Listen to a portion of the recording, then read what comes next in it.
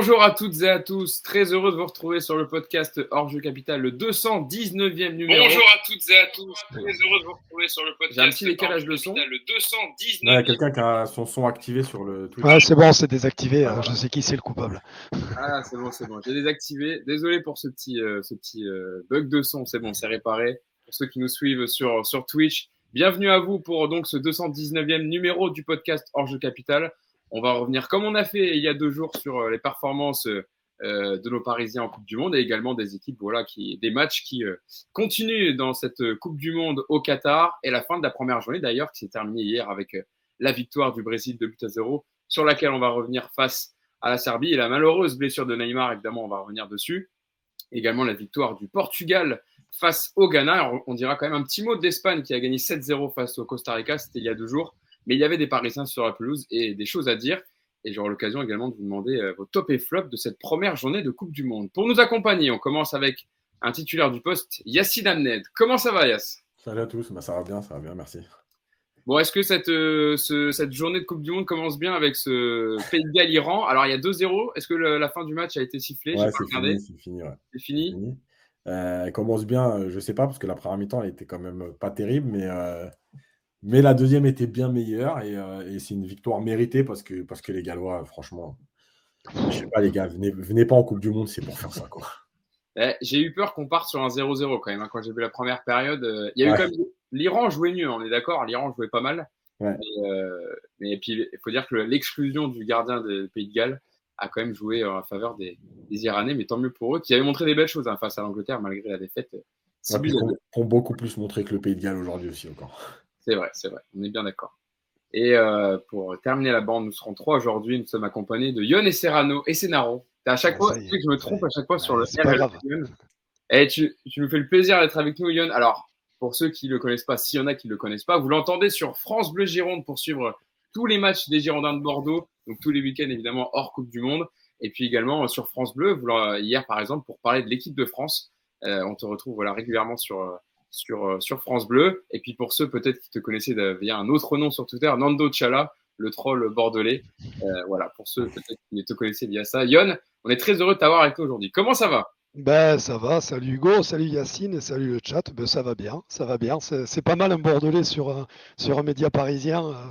Voilà, je vais essayer d'amener la patte de Fran Sergio du milieu de terrain, tu vois. Mais... on en a déjà eu parce que on n'est pas fermé, nous. On invite des Stéphanois, des Bordelais. C'est bien, vous êtes amateur de web, vous invitez une petite patte Ligue 2, c'est sympa.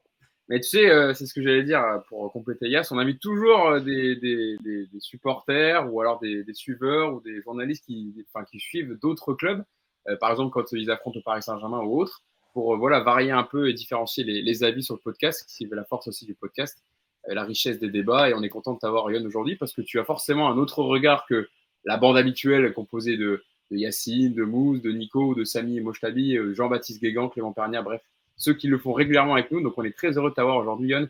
Bon, pour parler vite fait de Bordeaux, 2e du classement avec 28 points, c'est pas mal quand même. C'est mieux en Ligue 2 cette année que en Ligue 1 l'année dernière.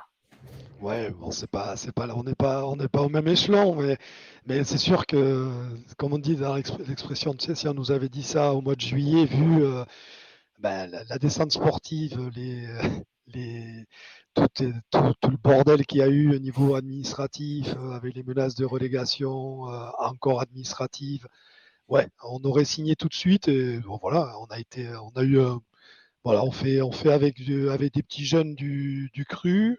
Bon, faut pas se leurrer, ça va être compliqué de faire une saison qu'avec les jeunes, donc c'est top. Ça montre que pour tous ceux qui ont décrié X années, notamment les derniers acquéreurs américains et même qui décriaient le centre de formation, c'est une nouvelle fois le centre de formation qui a sauvé le club. C'est pas Lopez, c'est pas un truc, c'est le centre de formation. Donc voilà. Donc non, on est content, on revoit, tu vois, on se satisfait de revoir de l'envie, de voir un état d'esprit, tu vois, qui va de l'avant. Et ça fait des mecs qui jouent plus avec la boule au ventre. Donc écoute, je sais pas si on montera, mais en tout cas, c'est parti sur des bonnes bases cette saison. En tout cas, on espère revoir les Girondins de Bordeaux dès la saison prochaine en Ligue 1 parce que ça fait pas partie du patrimoine de notre Ligue 1. club des Girondins de Bordeaux. Donc on espère, Yon, que tu remonteras avec ton club parce que franchement, pour l'instant, ils font une très belle saison. Seulement à 4 points du Havre qui est leader. Donc voilà, évidemment, tout est possible, sachant qu'il n'y aura que 2 clubs qui vont monter et 4 qui vont C'est ça la descendre. difficulté. Le lien, c'est pour ça que je dis qu'il n'y a que 4 points entre le deuxième et le premier. Et donc voilà, il y a de quoi faire pour monter en Ligue 1. Je lis vos commentaires. Bienvenue à vous, ceux qui nous rejoignez sur le live Twitch. LDD94 qui nous dit hello la team. Guigui Tweet qui nous dit un petit nouveau. Et oui, Yon, c'est la première fois qu'il fait le podcast avec nous. On est très heureux d'avoir avec nous aujourd'hui parce qu'il nous a déjà invités sur les autres médias sur lesquels il était avant. Il nous a toujours appelé, considéré. Voilà, il a toujours été un ami du podcast Paris United. Donc, on est très heureux de lui rendre l'appareil aujourd'hui et de l'inviter avec nous. Il y a Céline Akalarbi Winch qui nous dit il doit regarder tous les matchs de Bordeaux. Eh oui, mais c'est un fidèle supporter. Les regarder et les commenter.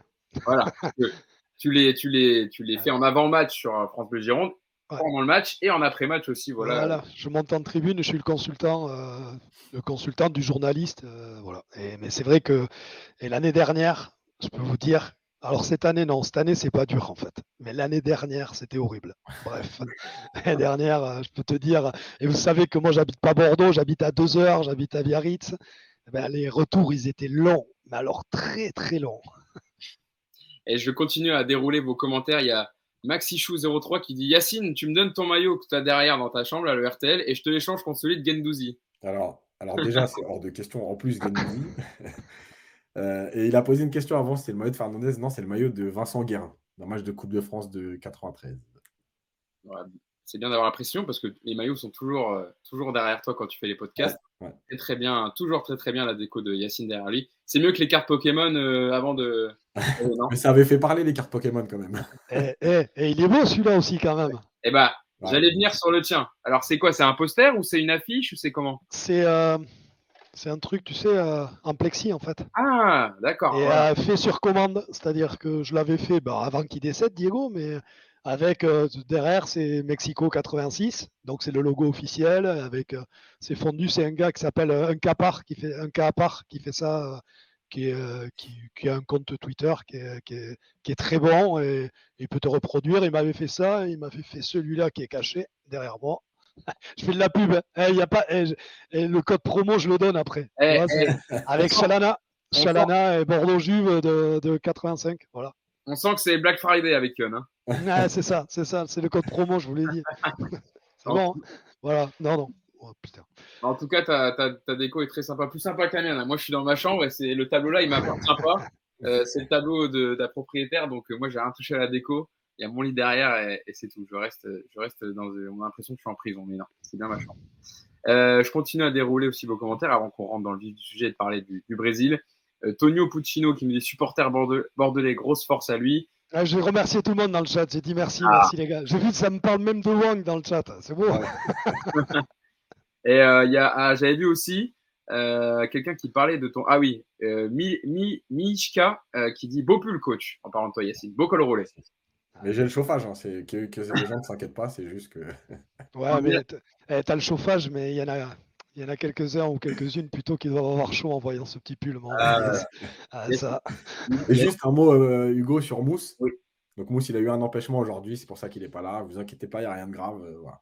Oui, mais bien sûr, Mousse, vous l'avez vu, il a pris mon relais très brillamment pendant plusieurs podcasts. Et aujourd'hui, on tourne un peu. Voilà, Mousse qui avait un rendez-vous médical et donc il est absent aujourd'hui, mais on le retrouvera lors du prochain podcast, notamment pour débriefer le match des Bleus, le deuxième match des Bleus qui aura lieu demain à 17h face au Danemark. Ça sera une plus grosse opposition que face à l'Australie, mais très intéressant à suivre. Rentrons dans le vif du sujet dans notre podcast. On va commencer avec la victoire hier du Brésil, 2-0 contre la Serbie dans le groupe G, avec un doublé de Richarlison, notamment un but, le deuxième but qui est magnifique, le contrôle et la reprise de volée un peu en ciseaux de Richarlison, l'attaquant de Tottenham, qui je pense pour l'instant est le plus beau but de cette Coupe du Monde au Qatar. On va parler évidemment de la blessure de Neymar, mais tout d'abord sur le match, Yacine, on voit la compo s'afficher juste ici, la composition donc en 4-3-3 concoctée par Tite, j'espère que je le dis bien, Tite, avec notamment donc Neymar au milieu de terrain, Marquinhos pour parler des Parisiens en défense centrale avec Thiago Silva, un joueur qu'il connaît bien en défense, avec qui il a déjà joué quelques matchs. Yacine, comment tu juges cette victoire du Brésil qui s'est dessinée en deuxième période?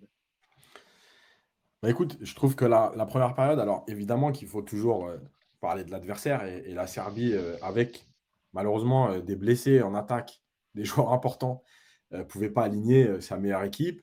Et Stojkovic, entre parenthèses, pour ceux qui l'ont vu, joueur merveilleux techniquement, pour ceux qui l'ont connu, avait décidé de mettre un bloc très compact, très bas, voilà, et de plutôt partir sur une idée de 0-0, je pense. Effectivement, cette première période, elle est mitigée parce que les Serbes ont bien défendu en bloc. Je n'ai pas envie de dire presque en mode Ligue 1, mais pas loin. Par contre, le Brésil a pas beaucoup proposé sur cette première période. Alors, c'est compliqué, encore une fois, quand tu joues des blocs bas. Mais par exemple, je trouve qu'on n'a pas assez vu Paqueta, que Rafinha a eu beaucoup de déchets. Et donc, il y avait cette impression que le Brésil, je ne sais pas, forçait pas ou avait peur d'être contré. Et je pense, et là aussi, on peut y revenir parce qu'on en a parlé dans les derniers podcasts, la défaite de l'Argentine et la défaite de l'Allemagne, je pense qu'elle a joué sur les gros, en se disant, bon, on ne va pas être le troisième ou le quatrième piégé. Donc, il n'y avait pas vraiment de... Ça manquait de quelque chose. Et puis, il y a cette deuxième mi-temps où en fait, le premier but débloque tout parce que là, d'un coup, les Serbes sont obligés de sortir. Et on l'a vu tout de suite après, dès qu'il y a un peu d'espace, le Brésil déroule. Et ça aurait pu finir sur 3 ou 4, même si les Serbes auraient pu revenir aussi à 2-1 sur le coup de pied arrêté où Marquinhos sauve un peu le ballon devant le but, etc. Mais globalement, après, le Brésil déroule et effectivement, ça peut tourner à la démonstration. Donc, il y a un Brésil après le but, il y a un Brésil avant le but. Le Brésil avant le but, il ne m'a pas forcément plu. Et notamment, je répète, Rafinha et Paqueta. Mais le Brésil, d'après le but, on sent que bon, voilà, ça va tout de suite mieux dès qu'il y a un peu d'espace. Ça, c'est une équipe qui peut faire mal.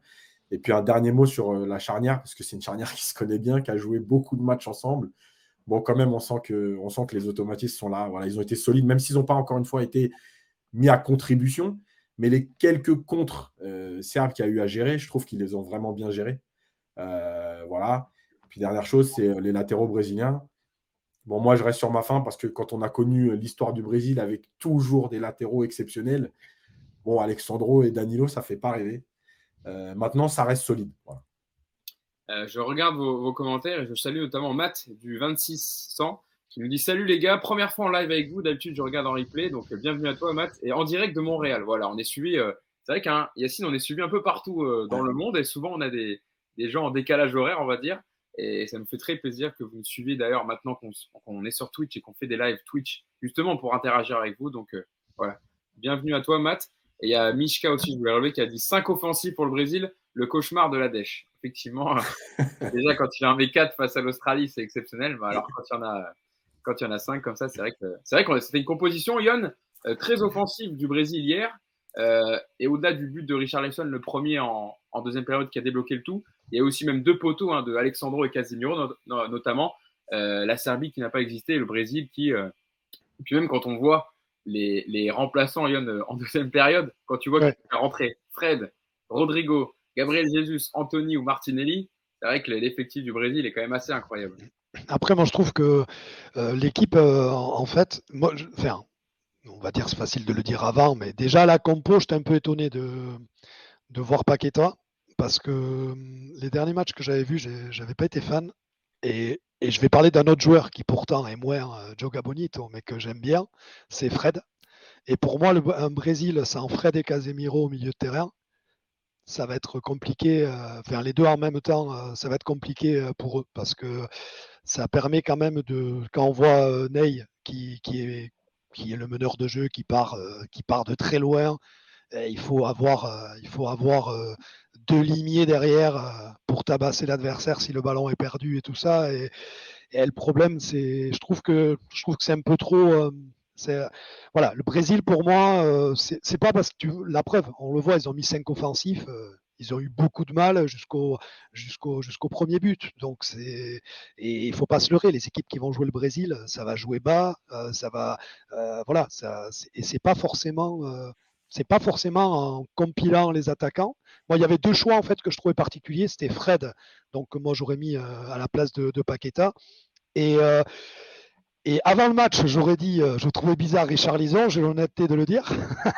Richarlison, j'ai l'honnêteté de le dire que moi, je suis plus Gabriel Jesus que Richarlison. Mais bon, là, il a marqué son doublé, dans le deuxième but qui est extraordinaire. Mais voilà, après, j'aime vraiment pour le jeu, j'aime vraiment Gabriel parce que je trouve qu'il. Bon, déjà, c'est un buteur aussi, et il aménage tellement d'espace pour les autres et il permet un peu de soulager en décrochant ce que, pour moi, Richarlison, c'est trop un attaquant de surface et le jeu brésilien n'est pas fait pour un attaquant de surface. Je ne sais pas si vous captez le truc, ce que je veux développer, mais bon, la réalité, il a mis 2 buts hier, il n'y a rien à dire. Voilà. Mais alors, moi, en cours de match, voilà, j'aurais fait plutôt. Ou alors peut-être avec Rafinha, parce qu'on l'a vu, Gabriel Jesus, c'est un joueur intelligent. C'est un peu dommage de le mettre sur un côté, mais je pense que voilà, pour combiner tout ça, il est capable de le faire et de se mettre au service du collectif, comme il a fait à City plein de fois avant d'aller à Arsenal, quoi. Yacine, tu voulais Ouais, réagir sur ce que disait Yon? en fait, il y a un truc, c'est Richarlison, je pense. Alors, déjà, Tite a trouvé une animation avec lui. Et je pense aussi que c'est évidemment qu'en termes de footballeur pur, Gabriel Jesus, il est au-dessus. Mais je pense que dans l'animation du Brésil, ça permet aussi à Neymar d'avoir un champ d'action plus important et de ne pas être gêné par les décrochages justement de Jesus. Oui, Et je trouve que c'est. Enfin, chacun aura son avis, mais je pense que c'est là-dessus qu'a travaillé Tite et ça fonctionne en fait pour l'instant. Et comme le dit Yann, après, c'est vrai que tu peux remplacer Richarlison par Gabriel Jesus. Là, il parlait de Fred, mais tu peux aussi parler de Bruno Guimaraes qui est carrément. Oui, tout à fait. Enfin, le Brésil, ils ont quand même un effectif qui est exceptionnel et qui peut aussi apporter plein de variantes en fonction de ce qui va se passer dans les matchs. Et je trouve que c'est vraiment leur force aujourd'hui. Elle est là, pour l'instant en tout cas, elle est là. Moi, c'est ce que je voulais dire, Yacine, et pour répondre à Yon, c'est que, bon, de toute façon, Paqueta, en plus, que ce soit avec Lyon, où il était allé, on va dire, en 8, 10 relayeur, là, il avait un poste, je trouve qu'il n'était pas adapté à ses qualités. Même avec West Ham, là, depuis qu'il est arrivé dans le club de Londres, il est en position de numéro 10. Donc, je ne comprenais pas trop un peu l'alignement, et j'aurais mis plutôt, quitte à laisser Fred sur le banc, je ne sais pas c'était pour quelle raison, mais mettre Bruno Guimaraes, qui fait une excellente saison avec Newcastle, à ce poste-là, justement, et qui est capable, lui, de défendre, mais aussi de se projeter. Donc, il aurait été. Mais je pense que Tite aime beaucoup Paqueta, parce qu'il en a beaucoup parlé régulièrement. Et il y a une deuxième chose, c'est que dans les derniers matchs, Paqueta avait aussi été aligné dans la ligne de 3 devant. C'est ce que j'allais dire. C'est ce que j'allais dire. Que moi, je l'aurais vu à la rigueur. S'il veut mettre Paqueta, il le met à la place de Rafinha. Voilà. Ouais. Je regarde vos commentaires. Pastorati78 dit par contre, c'est Jésus et par Jesus, Yon. Oui, non, mais excuse-moi, j'habite pas loin de la frontière, moi. Excuse-moi, je suis espagnol. Moi, je suis un basque, moitié espagnol, moitié français. Donc, qu'est-ce que tu je sais. Et tu sais, moi, Yon, pendant longtemps, j'ai dit Gabriel Jesus, mais maintenant, voilà, je sais. Non, mais c'est vrai. Oui, le J, on dit Jésus. Bon, c'est bien de le savoir. Comme ça, comme on va en parler beaucoup du Brésil pendant ce mondial, au moins, on sera au courant. Mais c'est vrai que de se dire que avec Haaland, le meilleur buteur enfin, en tout cas, un des meilleurs buteurs de première ligue cette saison, soit remplaçant en sélection avec la Coupe du Monde avec le Brésil, alors qu'il serait titulaire dans pratiquement toutes les sélections. C'est dire quand même la qualité du banc du Brésil. Autre point que je voulais voir quand même avec vous sur l'attaque. Est-ce que, Yon, tu es d'accord pour dire que le Brésil, ça a été beaucoup, j'ai vu pas mal de commentaires là-dessus, que c'était par des actions individuelles qui amenaient à des situations qu'une vraie force collective qui a fait que le Brésil s'est imposé?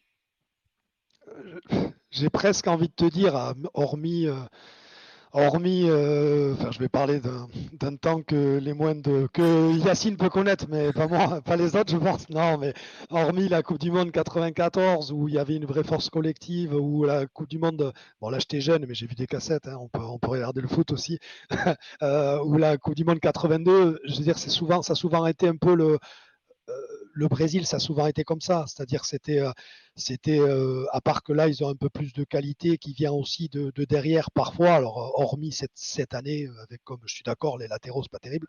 Mais c'était souvent des défenseurs centraux qui n'avaient pas trop de pieds, mais qui étaient des destructeurs. Et puis, tu avais un ou deux gars qui étaient capables d'amener, on va dire, qui faisaient la différence balle au pied.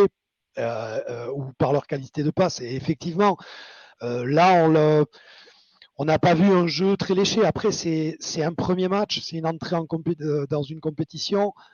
C'est jamais les plus beaux matchs. Enfin, c'est rarement les plus beaux matchs. Voilà, hormis, on en parlera tout à l'heure, l'Espagne qui a fait un récital.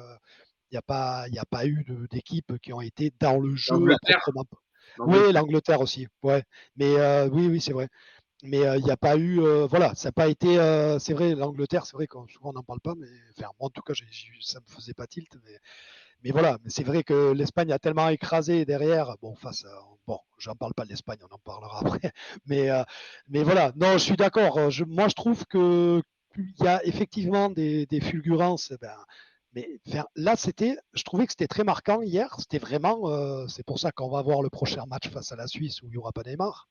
C'est que tout partait vraiment de Ney. Et qui partait, balle au pied, remonter la balle, faire des appels sans arrêt, sans arrêt. Je trouvais que ça manquait un peu de variété, surtout qu'un Paqueta est un peu dans un jour sans. Voilà, c'est pas le joueur, il a absolument pas été box to box, on va dire.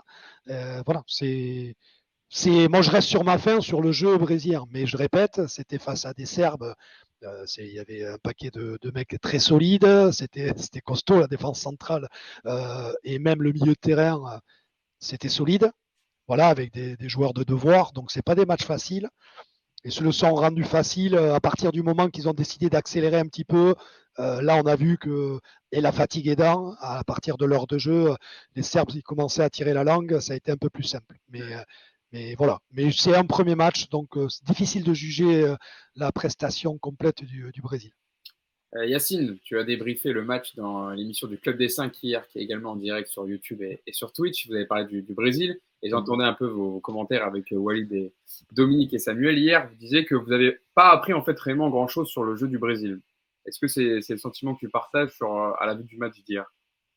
Oui, parce que l'équipe qui était alignée, alors évidemment, Paqueta, Fred, bon voilà, c'était un peu, il y avait toujours un petit doute entre est-ce que Paqueta va être dans la ligne de 3 et un milieu un peu plus costaud, ou est-ce qu'il va être tout de suite joué en relayeur. Voilà, il y a deux, trois interrogations parce que l'effectif aussi le permet. Mais oui, on n'a rien appris parce qu'on a vu ce qu'on voit du Brésil. Et quand on dit, en fait, il y a une différence entre le, le- les différences individuelles du Brésil et les différences individuelles de la France. Dans la formation, je parle. En fait, les Brésiliens ont cette capacité à éliminer individuellement par le dribble, mais euh, de pouvoir à un moment donné échanger. Et ça a toujours été comme ça, c'est-à-dire qu'il y a une période où tu as eu du Kaká, Ronaldinho, Ronaldo, Adriano, et ils étaient tous capables d'éliminer individuellement, mais à un moment donné, il pouvait se passer des choses à une touche de balle qui étaient exceptionnelles. En fait, c'est ça l'histoire du Brésil. Et c'est pour ça aussi que euh, par exemple, en 2002, le Brésil est revenu sur une défense à 3 d'ailleurs, qui était exceptionnelle pour eux, et qui gagne la Coupe du Monde 2002, parce qu'ils cherchaient une assise défensive, parce qu'ils savaient que devant, le talent ferait toujours la différence. C'est la vision du football brésilien. Donc voilà, et donc on n'a rien appris de spécial, si ce n'est que est-ce que, comment dire, l'animation offensive avec ces deux ailiers-là, elle est viable contre des équipes qui vont être encore plus fortes que la Serbie. Parce que moi, je pense que ce soit Rafinha, en tout cas sur le match d'hier, tu vois, Paqueta, il a plus cette faculté, par exemple, à rentrer à l'intérieur, à venir échanger à un moment donné, que Rafinha et Vinicius, ça fait deux joueurs de côté qui percutent. Est-ce que c'est pas trop stéréotypé, justement, pour cette animation offensive du Brésil, surtout que tu as un Richarlison qui est un vrai attaquant. Je pense que c'est là-dessus que ça va à un moment donné évoluer en fonction des adversaires. Voilà. Maintenant, et on a aussi vu que, en fait, tu ne peux pas laisser l'animation du jeu qu'à Neymar.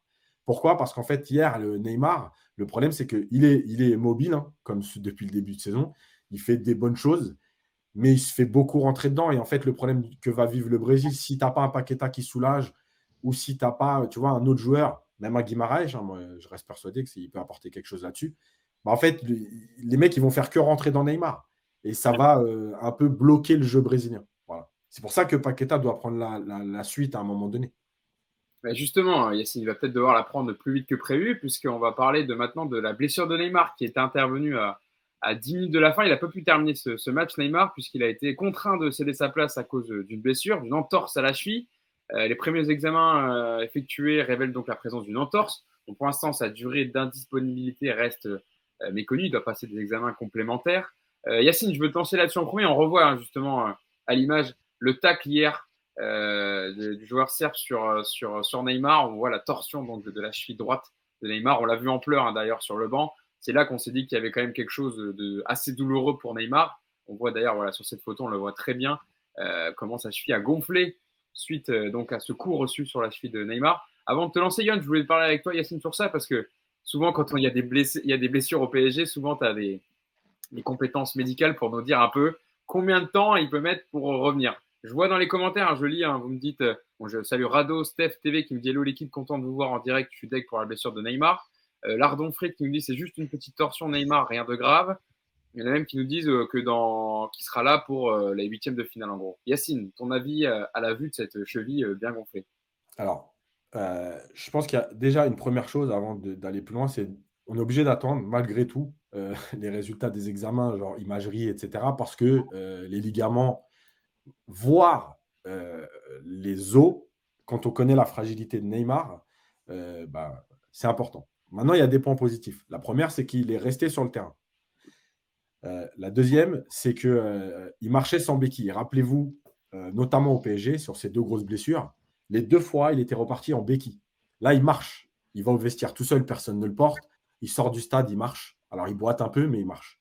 C'est plutôt bon signe. Parce que s'il avait ne serait-ce qu'une fracture ou une fêlure au niveau du métatarse, vous ne pouvez pas marcher comme ça aussi facilement. Et si les ligaments étaient touchés, en sortant du stade, en fait, il aurait souffert à froid. Donc, il y a 2 points positifs. Ça ne veut pas dire que c'est validé, mais ça veut dire qu'il y a deux espoirs, on va dire. La troisième chose, c'est qu'en fait, ce type d'entorse, évidemment, alors, les délais, c'est entre 1 et 3 semaines, si les ligaments ne sont pas touchés, etc.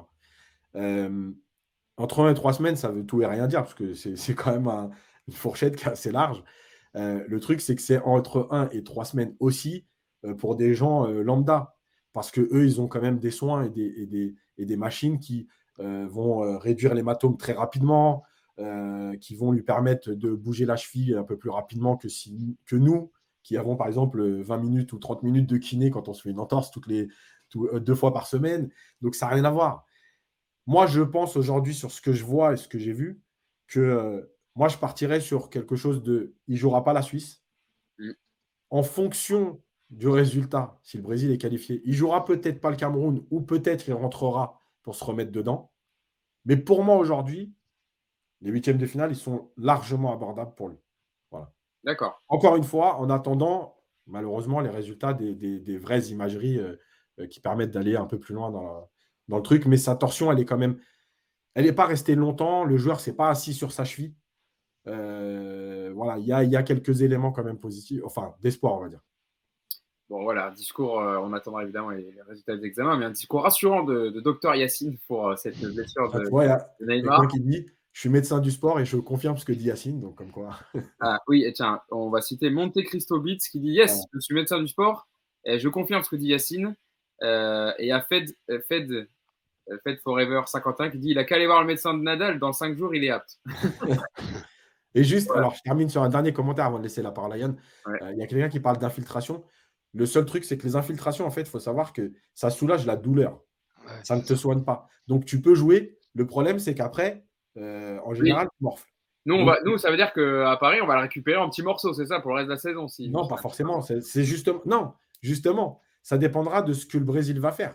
C'est-à-dire que si, malheureusement, ils font match nul contre la Suisse, par exemple, et qu'ils doivent absolument aller chercher une victoire contre le Cameroun, peut-être qu'il va forcer pour jouer.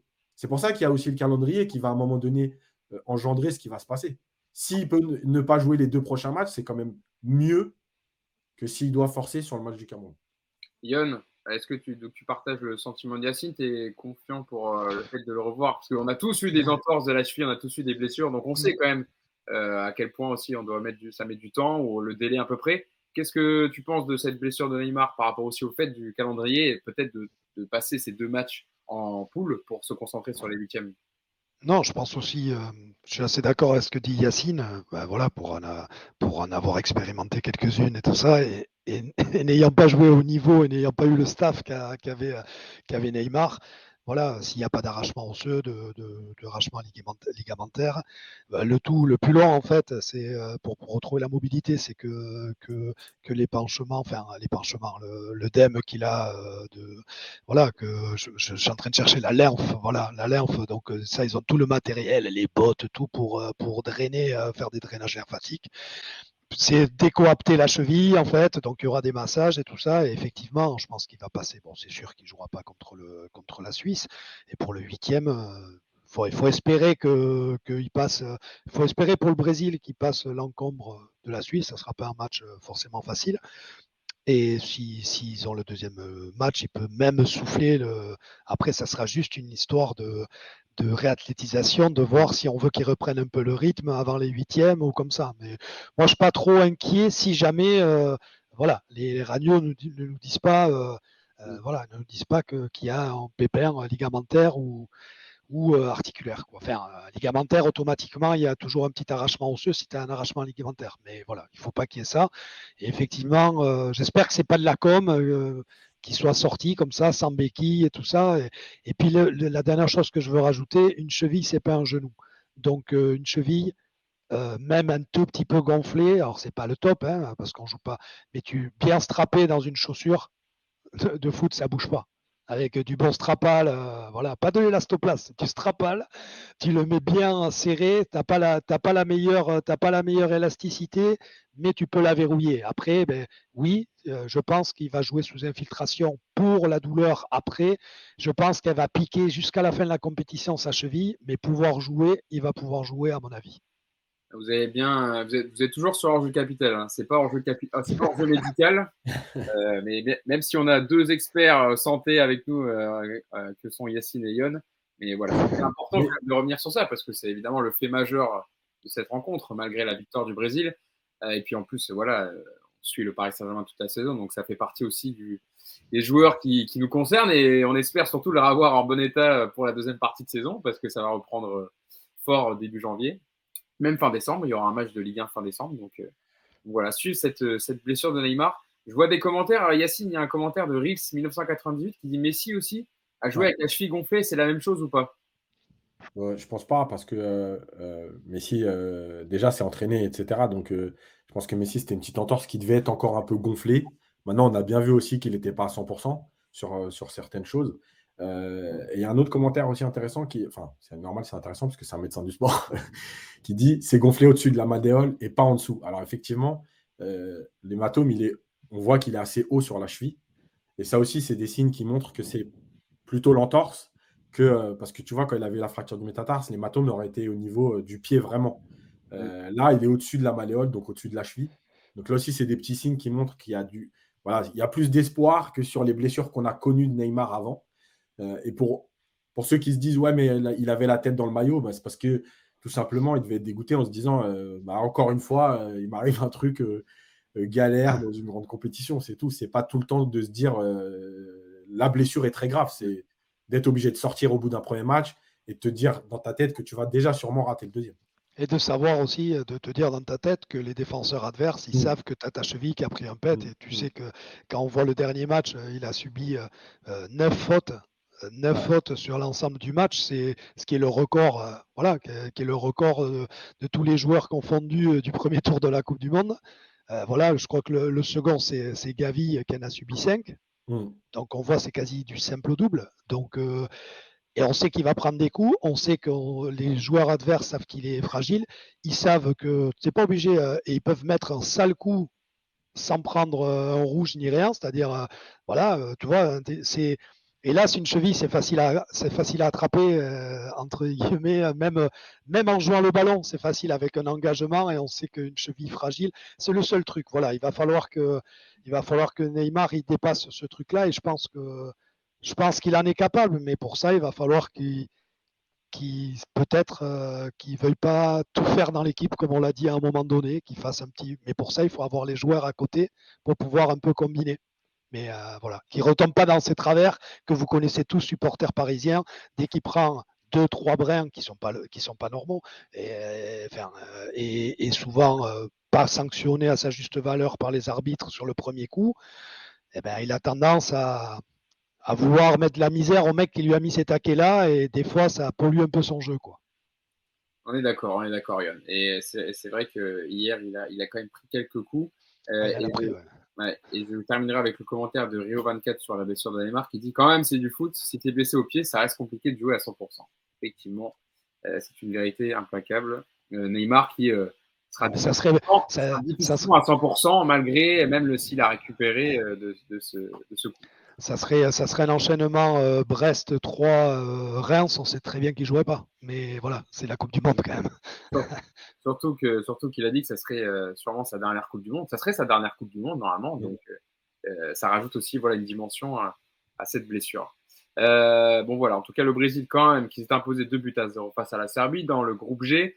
Dans l'autre match, la Suisse s'est imposée 1-0 face au Cameroun avec un but de Dembolo, et donc le Brésil et la Suisse qui sont en tête avec 3 points dans ce groupe G. Passons au groupe H désormais avec le Portugal hier. C'était le dernier match, c'était l'avant-dernier match de la journée qui avait lieu à 17h avec la victoire du 3-2 face au Ghana. J'allais dire victoire étriquée parce que quand même le Ghana est revenu en fin de match. Bon, sur l'ensemble du match, c'est quand même mérité la victoire du Portugal avec un premier but de Ronaldo sur penalty. Alors, penalty ou pas, je vous poserai la question quand même parce que ça a fait pas mal de débat aussi hier sur le contact avec Mohamed Salisu, le défenseur de Southampton. Égalisation d'André Ayou pas longtemps après. Je vais regarder la minute, mais il me semble que l'égalisation intervient voilà, à la 73e alors que Ronaldo avait ouvert à la 65e. Joao Félix ensuite, puis Raphaël Leao qui était rentré à 15 minutes de la fin, qui a marqué le 3e but, et puis Ousmane Boukari, ancien Nantais, qui a réduit le score à 3-2. Yon, cette victoire du Portugal, comment tu la juges? C'est vrai que on en parlait hein, dans les podcasts et dans d'autres émissions. Il faut toujours réussir son premier match parce que tu as que 3 matchs à jouer, et donc voilà, tu as quand même 3 points, donc tu es quand même voilà, on va dire conforté. Surtout que dans l'autre match, il y a eu 0-0 entre l'Uruguay et la Corée du Sud, donc tu es quand même leader de ton groupe. Comment tu juges cette victoire portugaise? Bon, je trouve qu'elle est logique. Ils ont fait ils ont pratiqué un foot, j'allais dire atroce, pas très beau par rapport au matos qu'ils ont, entre guillemets. Voilà, mais si on regarde les deux autres, ils auraient pu se rendre le match beaucoup plus facile, les Portugais, je pense, en obligeant le Ghana à sortir, parce que le Ghana est resté campé toute la première mi-temps, c'est pas évident. C'est un match, je vais le redire, mais c'est le premier match d'entrée dans la compétition. Et d'entrée, il y a Cristiano qui a. De toute façon, il était dans tous les bons coups, Cristiano, quasiment sur le match, les quelques bons coups qu'il y a eu.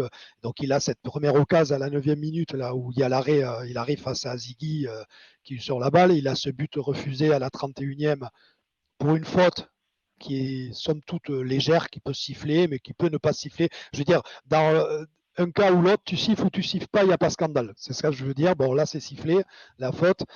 Et je veux dire, déjà, tu peux avoir 1, voire 2-0 à la mi-temps, avec un Ghana qui aurait été obligé de sortir.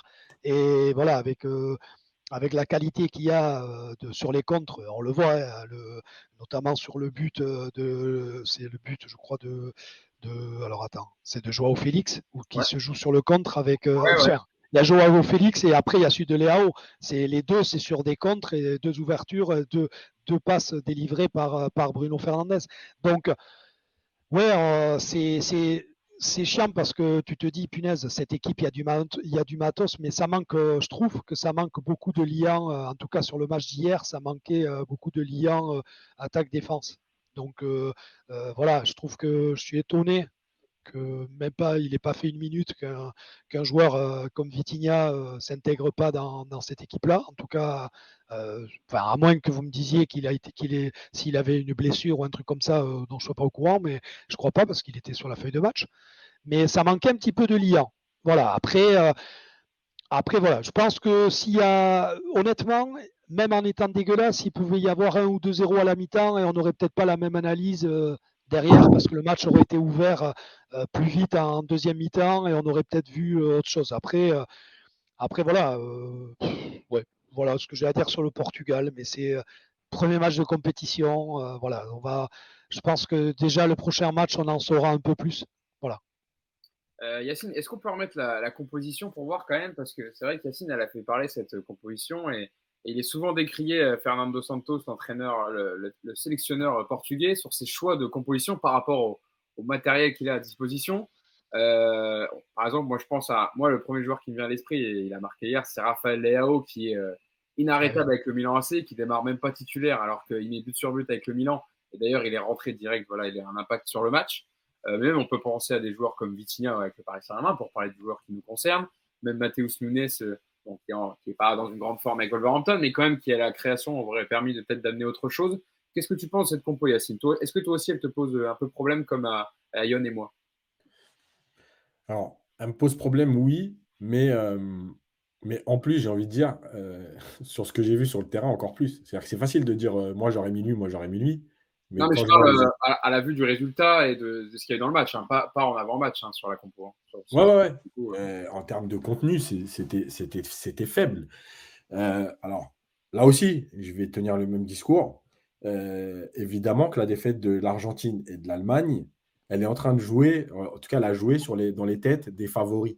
Ils se disent, on ne va pas être le troisième qui va se faire plomber. Maintenant, il y a quand même un juste milieu entre avoir peur de te faire plomber et pas jouer du tout. Bon, la première période, honnêtement, c'était horrible. Ah, c'était horrible. Ouais. Voilà, Ça, il n'y c'est avait pas clair. de jeu, il n'y a pas de mouvement, il n'y a même pas de maîtrise technique. Enfin, il y a rien. Il y a rien. Et ça, c'est problématique. Là aussi, il a fallu un but pour un peu débloquer tout ça. Le penalty, moi, j'ai même pas envie de revenir dessus parce que en fait, il y a tellement de choses. Je pense qu'il y a déjà où tu te situes par rapport au Portugal. Est-ce que tu es supporter? Est-ce que tu aimes bien? Est-ce que tu n'aimes pas? Etc. Déjà, ton jugement, il change. Les contacts, bah ouais. Alors, toi qui es objectif, Yacine, qui n'as pas d'attache particulière avec le Portugal ou pas, est-ce que pour toi il y a péno? Moi, j'ai une attache, hein, j'aime beaucoup Lisbonne, mais. Oui. Oui, moi aussi j'aime beaucoup Lisbonne. Ouais. Ouais, t'as raison sur ça. Mais Non, en fait, je vais te dire, le truc, c'est que il y a toujours je pense que le doute, il vient de. Il y a le contact en haut, il y a le bras du défenseur sur le dos de Ronaldo. Maintenant, à quel point le bras, il est appuyé sur le dos de Ronaldo pour qu'il tombe? C'est toujours la question, en fait. Et j'ai envie de dire, les défenseurs, ils commencent à être stupides. Parce qu'il y a quand même des situations. Là, Ronaldo, il est en train de partir dans la diagonale et il n'est pas dangereux à ce moment-là. Est-ce que tu es obligé de mettre le bras pour finalement lui offrir presque l'occasion de tomber et juste pas aller l'enfermer? Tu vois, c'est toujours ça. Mais je sais que c'est peut-être bête de dire ça. Mais à partir du moment où tu sais que l'arbitre et que Ronaldo peut en abuser, etc., et que l'arbitre peut tomber dans le panneau, en fait, prends pas ce risque-là. À cet endroit-là du terrain, il serait arrivé au point de pénalty, j'ai envie de te dire, OK, il faut aller au contact. Mais là où il allait, bon, honnêtement, à moins d'un miracle, je ne vois pas ce qu'il pouvait faire là-bas. Donc, voilà, à un moment donné, il faut aussi que les défenseurs réfléchissent à ça. Maintenant, après, Cristiano, où il est bon, c'est qu'il arrive à passer juste devant. Il fait ce qu'il faut faire, c'est l'expérience. Voilà, pleine vitesse. C'est ce qu'il veut faire. Toucher le ballon. Pleine vitesse, voilà. Et je passe devant, après, on verra ce qui se passera. Voilà, malheureusement, ça arrive, je veux dire, ça arrive tous les week-ends en Ligue 1, ça arrive dans plein de matchs où on ne sera pas d'accord là-dessus. Pour le reste, voilà, je trouve qu'il y a dans cette équipe des choses qui me dérangent. Voilà, Joao Félix, est-ce qu'il est bridé? Je trouve que c'est bizarre parce qu'on te met des joueurs qui ont du talent, mais en même temps, on leur laisse pas exprimer le talent. Voilà, ils sont dans une organisation rigoureuse, etc. Et en fait, l'égalisation du Ghana, alors avec les changements à ce moment-là du coach ghanéen qui a fait, je pense, n'importe quoi, en fait, tu as 10 minutes où le match est débridé. Voilà. Est-ce que c'est. Nous, en tant qu'observateurs, déjà, c'est ce qu'on préférerait voir. Mais finalement, est-ce que. Et dans les deux cas, ça veut dire que est-ce que le Ghana ne peut pas aussi regretter d'avoir joué que quand ils ont été menés? Voilà. Et puis, il y a cette dernière action lunaire, quand même, où le gardien pose le ballon par terre et où le. Non, mais. Enfin, c'est extraordinaire. Ce qui s'est passé, c'est extraordinaire. Égalisé sur ça, alors là, je pense que c'est le scandale, enfin pas le scandale, mais le but, le gag. Après, c'est très, très, très, très, très bien joué de la part d'Iñaki Williams. Il faut le tenter. On voit ça sur des cassettes vidéo du foot en folie. Et il le tente en Coupe du Monde. Il le fait très bien. Et le côté foot en folie, c'est sa glissade. Elle est magique. Ah oui, parce Il y a que tout. c'est con parce qu'il joue super bien le coup. Tu te dis, il reste derrière à l'affût, hop, Diogo Costa le voit pas et lance ce ballon. Et après, il glisse et t'as le défenseur portugais, je sais plus qui, je sais plus si c'est Ruben Dias ou autre, qui arrive à aller récupérer le ballon avant qu'il Mais je rentre. pense, Non, c'est Danilo. C'est Danilo. Danilo. ouais. Mais je pense qu'il glisse parce qu'il est tellement surpris et il veut aller vite que c'est pour ça qu'il glisse. Parce qu'il se dit, oh là, c'est une chance Inespéré. impensable en fait à ce moment-là. Et du coup, il se précipite et il glisse. Bref, bon, ils auraient égalisé là-dessus, ça aurait été quand même horrible, mais bon, voilà, c'est le foot.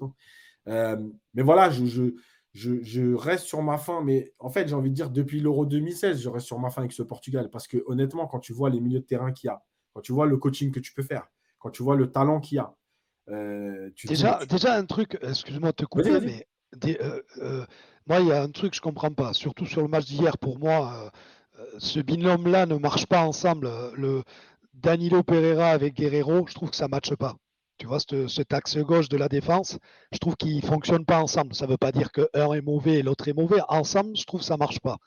Pourquoi il ne met pas Cancelo à son poste de prédilection, qui est en fait un des meilleurs latérales du monde? Et quand on voit ce qu'il fait, le mec, tu le mets à sa place, normal, c'est-à-dire latéral gauche ou arrière gauche. Tu as un mec comme Dalot qui, à Manchester, fait ses matchs, voilà, qui fera le job côté droit. Déjà, tu vois, le problème du Portugal, c'est ça, c'est que, en tout cas sur le match d'hier, ils n'ont pas un axe fort. Tu vois, des fois, on te dit, ça passe que par la gauche, ça passe que par la droite. Et bien là, en fait, ça passe que par la contre-attaque. Et au bout d'un moment, ok, la contre-attaque, c'est bien quand tu n'as pas pris le but. Mais au bout d'un moment, si tu attends, tu vas te faire crever et tu n'auras pas tes ballons de contre-attaque. Tu vois ce que je veux dire? Et moi, je suis un petit peu étonné. Et je trouve que, voilà, et en revenant à cette doublette Pereira-Guerrero, ensemble, ça marche pas. Ils sont sur. Tu le regardes, ils sont à la fin, ok, mais ils sont sur les deux buts qu'ils prennent. Eh ben, tu as les deux qui sont côte-côte et qui s'en sortent pas, tu vois. Je trouve que ça marche pas, quoi. Ça marche pas ensemble. Et voilà, et le football, ça part de. Enfin, je vais apprendre rien du tout à personne. Ça part encore plus le football actuel, ça part de derrière. Et déjà, quand tu te rends compte que tu as un côté qui ne marche pas bien, c'est déjà compliqué, tu vois. C'est-à-dire que les attaquants adverses, ils ont qu'à fermer un côté et ils attendent que ça joue de l'autre, tu vois. C'est un peu Le problème, compliqué. c'est que, en fait, je pense que Mendes, malheureusement, n'était pas sur la feuille de match parce qu'il était blessé. Ouais, Ouais. douleur musculaire. Hein. On n'a pas vraiment le détail, mais c'est douleur musculaire. Voilà. Et en fait, le problème, c'est que, pourquoi je pense, ça reste que mon avis, Cancelo n'a pas changé, c'est que dans la tête du sélectionneur, Mendes est à gauche et Cancelo à droite. Et plutôt Oui. que d'un match à l'autre, changer deux joueurs, il s'est dit, de toute façon, Cancelo jouera à droite quand Mendes va revenir. Donc, au lieu de changer Cancelo, de mettre un autre joueur, puis de remettre Cancelo à droite et de remettre Mendes, il s'est dit, j'en touche que un. Du coup, en fait, quand tu prends la ligne défensive, tu as Cancelo, Diaz, Pereira. En fait, ça ne bougera pas. Et il n'y aura que Mendes. Au lieu de changer deux joueurs sur quatre postes. C'est aussi, rappelez-vous, hein, même Galtier, par exemple, quand il parlait, je ne sais plus après quel match du PSG, il disait j'ai laissé Vitinha là parce que ça m'évite de trop bouger. En fait, les coachs, ils n'aiment pas aussi ça parce que du coup, tu as deux réadaptations de postes à trouver au lieu d'un seul. Donc, c'est peut-être sa réflexion. Mais tu peux changer en cours de Et match, tu d'ailleurs, vois. Tu vois ce que je veux te dire? Tu peux réajuster ta copie en cours de match quand tu mais vois oui, que tu n'as rien qui se passe de ce côté-là ou que tu as le danger qui arrive toujours de ce côté-là. Surtout que, voilà, enfin, moi, c'est ça que je trouve dommage.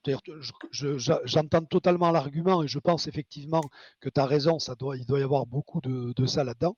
Mais tu as le droit de réajuster. Tu as le droit de. bah ouais. Parce que s'il n'y a pas ce penalty, tu te dis ça peut continuer jusqu'à la 80e, 90e et peut-être que voilà, parce que tu vois, ça bouge pas. Et voilà. Et autre détail, voilà, tu te dis, enfin, moi je sais pas, je trouve que c'est pareil, là, il aligne, on dirait qu'il m'a, j'allais dire, bon, non, mais on dirait qu'il a chié des attaquants comme ça pour les chier, tu vois ce que je veux dire? C'est-à-dire qu'il a posé sur la feuille de match Joao Félix, Ronaldo, Fernandez, Bernardo Silva aussi, qui pour moi hier n'est pas à son niveau non plus. Ouais, ouais. Tu vois, quitte à, je sais pas, au bout d'un moment, je l'aurais presque fait. Alors, tu vois, on sait qu'il amène, mais ça manquait tellement de liens Si tu veux pas faire rentrer Vitinha, je sais pas, fais reculer Bernardo, que ça parte d'un peu plus bas, propose.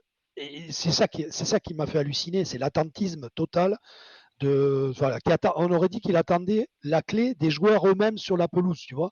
Mais au bout d'un moment, tu es un premier match de Coupe du Monde, tu es le nez dans le guidon. Voilà, c'est compliqué. C'est là où Fernando Santos, je trouve que, voilà, tu vois, moins de, moins de Malboro et plus de football, putain. Alors, je vais relever un peu les commentaires de ceux qui nous suivent. Continuez à réagir hein, sur le live Twitch. Je lis et je regarde vos commentaires. Il y a Drummer Seb qui me dit sans Mendes et Vitinha, je n'ai pas regardé ce match. Bon, il y a quand même Danilo en parisien, même si voilà, il est aligné dans un poste. D'ailleurs, je te poserai une question après Yacine dessus, parce que c'est vrai qu'on l'a vu jouer en défense centrale avec le Paris Saint-Germain cette saison. Comment tu as trouvé son match hier avec Ruben Dias associé? Il y a Jack59 qui dit ils prennent déjà 2 buts le Portugal en général, il faut être solide défensivement pour aller loin. Et c'est vrai que Yacine, ça peut être aussi un des axes d'amélioration du Portugal. Et Yon en parlait sur le fait aussi par rapport à la composition. Moi, pareil, j'aurais préféré voir, même si je crois que son poste de formation à Cancelo, c'est à droite, non? Quand il était à Juve, c'est que à City qu'il est à gauche pour combler le fait qu'il n'y ait pas d'arrière gauche. Mais qu'est-ce qu'il est bon à gauche? Ah oui, je veux oui. dire, Là, il fait une super saison avec City à ce poste-là, évidemment. Après, dans une animation différente, dans un rôle différent. Oui, tout à fait. Mais ouais, moi, j'aurais préféré avoir un Diogo Dalot qui fait une très bonne saison avec Manchester United à droite, peut-être, et Cancelo à gauche. Défensivement, Yacine, est-ce que tu as des petites réserves sur le Portugal? Parce qu'il s'est fait prendre, qui a pris 2 buts quand même hier, faut le dire. Oui, parce que même Ruben Dias, je le trouve moins serein que la saison dernière, par exemple. Depuis le début de saison, alors, il a été blessé et tout, mais voilà. Après, le problème de ce premier match, c'est que enfin, pour moi, les premiers matchs n'ont pas été bons globalement. Et tu vois, on peut parler de la défense, mais on dit là, le Portugal, ils ont pris 2 buts contre le Ghana. La France a pris un but contre l'Australie et un poteau. Est-ce que c'est si inquiétant que ça?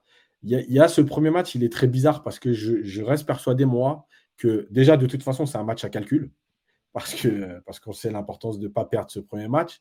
Mais encore plus, je répète, hein, vraiment, je pense que la défaite de l'Argentine et de l'Allemagne, parce qu'on ne parle pas de la défaite du Pays de Galles, tu vois, je veux dire des pays européens moyens où tu te dis, OK, c'est peut-être une surprise, mais ce n'est pas non plus la surprise de l'année.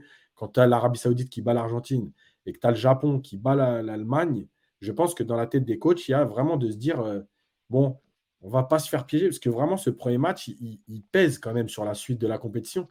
Là, le Portugal, même s'ils n'ont pas fait un très bon match, ils l'ont gagné, comme les Français. Et finalement, sur le deuxième match, ils ne sont déjà pas obligés d'aller absolument chercher une victoire en s'ouvrant, etc.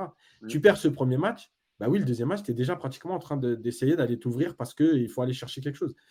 Donc, je reste persuadé que ces 2 matchs ont compté. Après, il y a aussi une autre chose. C'est que de toute façon, quand on revoit le Portugal des 6-7 dernières années, ils ont construit leur match comme ça aussi. Donc, ce n'est pas non plus une surprise. Ce que je trouve, c'est qu'en fait, quand tu avais Danilo au milieu, bah, tu avais sûrement une assise plus importante ce que j'allais compléter, exactement, tu vois, j'allais venir. Pourquoi Danilo, il remonte pas, et Antonio Silva, c'était pas le moment de le mettre, le défenseur de Benfica, je veux dire. Voilà. Qui est très, très courtisé par Luis Campos pour le Paris Saint-Germain. Mais voilà, c'est typiquement le moment où tu te dis, mais tu sais qu'en plus, enfin, je veux dire, c'est pas le mettre en danger. Tu sais qu'en face, ça va jouer avec une pointe. Le Ghana, c'est pas une équipe ultra offensive, ça va pas attaquer de tous les côtés. Donc, effectivement, bon, à part hier, il y avait Kudus qui a foutu un peu le bordel quand même un peu partout et qui a été sûrement un des meilleurs joueurs sur la pelouse. Mais voilà, je veux dire, à quel moment tu le lances, quoi? Moi, je serais pas étonné que quand il va revenir et qu'il sera prêt, parce que je crois que Pépé a eu aussi quelques petits problèmes musculaires, je verrais bien une charnière avec Pépé et Danilo en 6, hein, qu'on va revenir à ça. Bon, en tout cas. Et là, on ne te reprend pas dans le chat parce que je crois qu'on dit Pep. Ah oui, je crois qu'on dit. Ouais, je crois aussi qu'on dit Pep, cher Yacine. Je lis vos commentaires. Il est jeune, c'est un peu sur un bon que. Joga Bonito qui dit, je pense qu'il parle du défenseur dont on parlait. Il est jeune et ses dernières perfs sont moins bonnes que sur son début de saison. C'est un pari de le mettre quand même sur ses dernières perfs. Voilà. Ouais, mais c'est un pari pas très risqué face à l'opposition, tu vois. T'es pas en train de jouer un Cador avec tout le respect que j'ai pour le Ghana, mais tu sais que voilà, c'est, tu savais que ça allait pas être des attaques, des attaques, des attaques. C'était une équipe qui allait plutôt attendre et voilà. Moi, je pense que ça aurait pu être un bon moyen de le lancer, justement, mais bon. Bon, en tout cas, moi, j'aurais bien voulu voir Vitinha aussi jouer quelques minutes hier, mais il n'est pas rentré, l'ami Ouais, Vitinha. c'est pas anodin, je trouve, parce que dans un match comme ça où tu vois clairement que ça manque de liant, de créativité parfois au milieu pour partir de plus bas, le mec joue dans un des meilleurs clubs européens, titulaire incontestable, Vitinha. C'est quand même bizarre. Moi, je trouve ça bizarre quand même. Ouais, ouais, moi aussi, j'aurais bien voulu le voir. Surtout, bah, après, il a fait rentrer William Carvalho. Alors, c'est pas le même profil, hein, mais William Carvalho Ouais. a apporté quand même pas mal, je trouve, quand il est rentré avec le Portugal. Et voilà, à suivre, peut-être qu'il le fera jouer. Il avait joué 45 minutes dans le match de préparation avant la Coupe du Monde de Vitinha contre le Nigeria. Une victoire 4-0. Et on espère évidemment qu'il jouera pour les suiveurs du podcast qui nous suivent toutes les semaines, de voir des Parisiens sur les pelouses, en espérant qu'ils ne se blessent pas. Voilà pour le Portugal donc, qui a gagné son match d'entrée dans le groupe H. Et dans l'autre match, hein, il y avait Uruguay-Corée du Sud 0-0. Clairement pas un des meilleurs matchs de la Coupe du Monde. On va pas le débriefer parce que c'était quand même assez compliqué, même s'il y a un ancien joueur du Paris Saint-Germain, meilleur buteur de l'histoire du Paris Saint-Germain, Edinson Cavani, qui a joué hier, qui est rentré avec l'Uruguay. Mais donc 0-0, donc le Portugal qui est seul leader de son groupe H. Ça existe un match de l'Uruguay où on prend du plaisir ou vraiment cette équipe D'ailleurs, ils vont avoir enfin, ça va être compliqué pour le Portugal de jouer face à l'Uruguay qui adore subir et essayer d'exploser en contre. Mais hier, c'était quand même pas facile. Et la Corée du Sud a été bien meilleure techniquement et a montré plus de phase de jeu. C'est une équipe pour. Quand il part de l'Atlético Madrid, Cholo Simeone, il faut qu'il aille entraîner l'Uruguay. Hein. Ouais, c'est clair. Et ça aurait été quand même intéressant. Enfin, j'aurais bien voulu voir un autre Uruguay parce que quand même sur le papier, il y avait des joueurs qui sont très importants, notamment Federico Valverde qui est en feu avec le Real Madrid. Et on aurait voulu voir effectivement une autre partition de l'Uruguay. Il y a quand même Bentancur aussi qui est très très bon avec Tottenham. Mais on suivra ça dans leur prochain match, l'Uruguay qui affrontera lors du prochain match le Portugal. Ça sera le 28 novembre. Donc le 28 novembre, c'est dans 3 jours, ce sera lundi. Lundi à 20h. Parce qu'il y a les horaires qui changent à partir. Après, ce sera 2 matchs à 16h et 2 matchs à 20h à partir de la lundi. troisième journée. Terminons le podcast avec un dernier match. Et ensuite, il y aura vos top et flop sur cette première journée de Coupe du Monde. Mais on va pas faire trop long parce que j'imagine que ceux qui nous suivent vont aller voir ce Qatar-Sénégal qui a commencé. Pour l'instant, 0-0, il me semble, si je ne dis pas de bêtises. Dans ce match qui vient de commencer. Je vérifie quand même. Ouais, c'est 0-0. Ouais, c'est 0-0 pour l'instant, entre le Qatar et le Sénégal. Donc la victoire de l'Espagne, c'était il y a 2 jours. On va pas faire un gros débrief dessus, mais quand même un petit mot parce que c'est le carton, la raclée de cette première journée. 7-0 victoire donc de la Rora de Luis Enrique face au Costa Rica de Keylor Navas. Un but de Dani Olmo, un but d'Asensio, un doublé de Ferran Torres, un autre de Gavi, un de Soler, un Parisien, et un pour terminer le festival de Alvaro Morata. Carlos Soler, qui était remplaçant, rentré à la 57e et qui a marqué donc à la 90e. Pablo Sarabia n'est pas sorti du banc. Yacine, que dire de la performance de l'Espagne qui, alors je vous donnerai vos top et flop après. Toi d'ailleurs, Yacine, tu as mis en top l'Espagne qui a livré une très très belle partition face, il faut le dire, à un très faible Costa Rica. Ouais, bien sûr. Alors déjà, on peut toujours, on va toujours, comme on l'a fait depuis le début, parler de l'adversaire. Évidemment que ce Costa Rica était faible, mais il était faible même dans la mentalité, dans l'état d'esprit. C'est-à-dire qu'ils n'ont même pas mis d'impact, ils n'ont pas posé de problème physique, ils n'ont pas défendu ensemble, il n'y avait rien. Voilà, donc voilà, déjà c'est compliqué. Maintenant, moi, j'ai mis l'Espagne sur cette première journée dans mes tops parce que, en fait, ce que j'ai aimé, c'est le collectif. Voilà. Moi, cette équipe, elle parle le football que j'aime. Voilà, les joueurs, ils échangent ensemble, ça joue ensemble, c'est cohérent. Les déplacements, tu sens que ça parle le même football. Techniquement, c'est très propre. Il y a des jeunes joueurs qui sont là, ils ont 17 ans, 18 ans, 20 ans, et tu as l'impression que ils ont déjà 45 sélections. Voilà, et je le dis très clairement, Je ne suis pas en train de dire l'Espagne, c'est la meilleure équipe du monde. L'Espagne va aller au bout parce qu'ils ont gagné le premier match. On a connu plein d'équipes qui faisaient une super phase de poule et qui s'écroulaient dès les huitièmes. Je crois que, si je ne dis pas de bêtises, l'Argentine en 2002, je crois que c'est ça. Et ils font une phase de poule exceptionnelle, notamment contre la Serbie. Un match, pour ceux qui aiment les beaux matchs à l'ancienne, si vous avez envie de vous régaler un jour, allez voir ce match de 2002 à Argentine-Serbie où c'est la régalade. Donc, des équipes qui font des super phases de poule et qui s'écroulent après, il y en a plein. Et moi, ce que j'aime, c'est que cette équipe d'Espagne, en fait, elle est cohérente et elle correspond à ce qu'elle fait. C'est-à-dire que les joueurs correspondent à la formation espagnole. Ça joue au foot. Ça fait des passes. Ils ont fait plus de 1000 passes. Ok, ça peut. Moi, je ne suis pas un fan des stats et vous le savez. Mais bon, quand tu fais dans un match de Coupe du Monde plus de 1000 passes, bon, il y a quand même quelque chose. 82% de possession de balle, quand même. Hein. Voilà. Ouais, mais ça, c'est incroyable. De toute façon, les stats sont incroyables. Quand tu Bien sûr.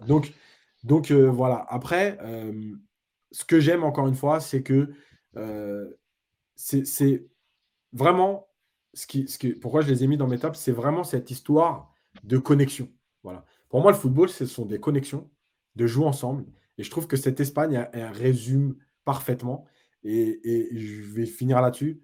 Je pense que l'Espagne, ce qui leur manque aujourd'hui, c'est. Alors, il en manque à beaucoup d'équipes, hein, mais c'est un Karim Benzema. Dans le profil, c'est tellement le joueur qui s'intégrerait parfaitement à ça et qui leur manque en fait, parce que c'est ce que je pense qu'il leur manquera finalement pour aller au bout. Voilà, ce joueur qui est capable de. Parce qu'il ne faut pas oublier que l'Espagne, à l'Euro et tout, il y a plein d'occasions et ils ne sont pas efficaces. Malgré tout, contre le Costa Rica, je crois que c'est 9 frappes cadrées, 7 buts. Donc bon, tu as aussi cette réussite qui t'a fui à l'Euro alors que tu as aussi dominé beaucoup de matchs à l'Euro. Voilà. Mais en tout cas, moi, c'est mon coup de cœur parce que c'est le football que j'aime en fait. Et puis, respect de l'adversaire aussi, d'avoir joué à temps plein jusqu'à la 80. Je ne sais plus à combien de temps additionnel, comme maintenant il y en a beaucoup, mais le but de Morata intervient à la 92e minute. Et voilà, ils n'ont pas arrêté de jouer les Espagnols et ils ont continué à attaquer. Yon, toi aussi, elle t'a marqué cette équipe espagnole?